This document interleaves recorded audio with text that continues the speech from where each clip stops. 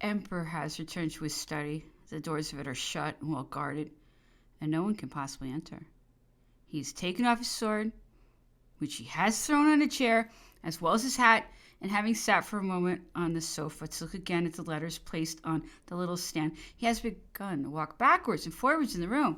The secretary is seated at his little table in the recess of the window, his back towards the garden where the curious often stand, looking at his shadow, which passes and repasses. The emperor dictates. As he gets deeper into his subject and concentrates his thoughts, his movements become more rapid. His words rush out, and he repeats a movement of the right arm, which he twists. While he twitches the cuff of his coat with his hand, he gives himself no trouble to ascertain if the secretary can follow with his pen. That's his affair.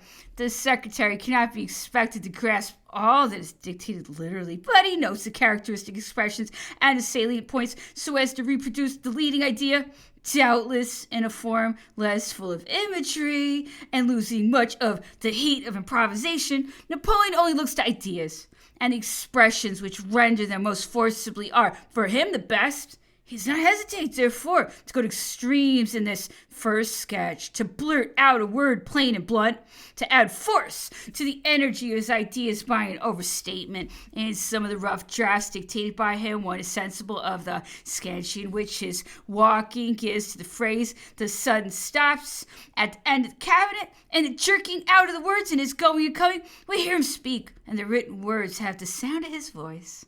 The pen of Meneval runs on without stop in a very abbreviated writing, although almost intelligible, in which the names of men only, replaced by initials, leave any cause for doubt.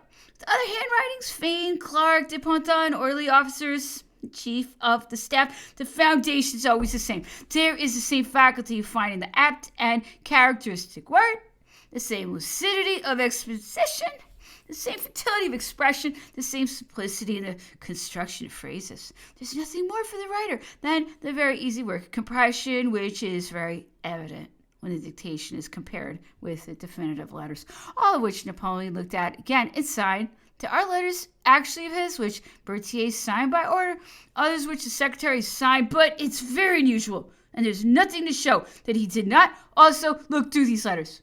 This work consists in suppressing repetition of words, in toning down words a little too vigorous, in condescending phrases, and in removing the oracular appearance from what was written.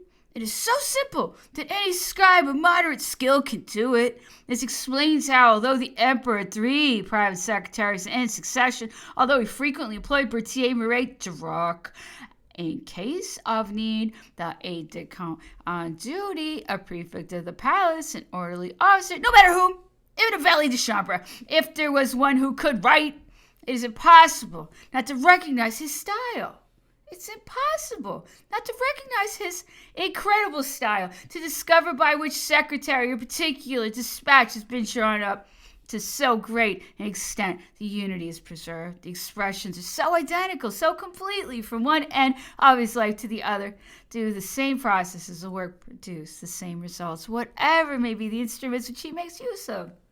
The emperor, in dictating his letters, often had before his eyes the reports which had been addressed to him or the dispatches which he had to answer, but in many cases he acted proprio motu, and without any suggestion of the idea to him. It was original and personal to himself. Once conceived by him, this idea would be followed up in such a way as to receive all the developments of which it was capable. In the tangled skein of projects which he conceived in the midst of that rush of documents and dispatches galloping from all points of Europe into the wallets of couriers, which arrive every day to be spread out on his table. He never lost sight of that idea and made it his destiny. In the first place, it is classed. It occupies one of the innumerable chambers of his brain. Some event arises which allows the idea to receive its execution. The emperor opens the chamber, and the idea comes forth as clear as when he conceived it. Every day, with the same ease, he opens 10, 15, 20 chambers. There is one for war, for each of his armies, for each of his regiments, almost for each of his companies. There's one for the court.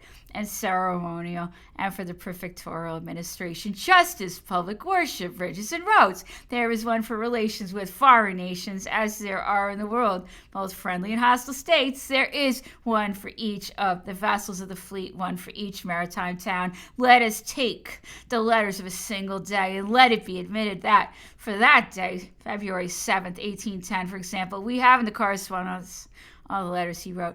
Here is a letter to the Minister of Foreign Affairs, in which day by day, hour by hour, he arranges the journeys of Marie Louise. All the details are anticipated, all the halting places ordered. Here is a note for the ministers of the Treasury and of War, with a draft of the decree as to the arrangements of expenses, which is that of an expert accountant. A letter to the Minister of War on the expenses of Molitor's division in the Hansa-town.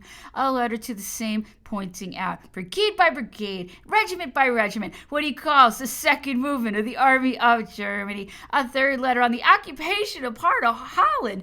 A letter to the Grand Master of the University, which is a learned disquisition on the organization of that body and on its privileges. And no doubt we have here but the 10th part of the letter sent out. The work of dictating letters is, however, possibly the least. Each of the minister's hands in or sends his portfolio full of papers, and each paper which the emperor reads or has read to him bears its answer on the margin. It is usually short, but so conclusive and so clear that no uncertainty can arise. He passes from one sort of work to another with the same ease as from sleep to wakefulness, and without pause, without hesitation. He goes from war to public works, from foreign affairs to the navy, going into infinite detail, always striking the right note, whether it concerns an individual or a principle, or whether from particular case he makes a generalization of principle.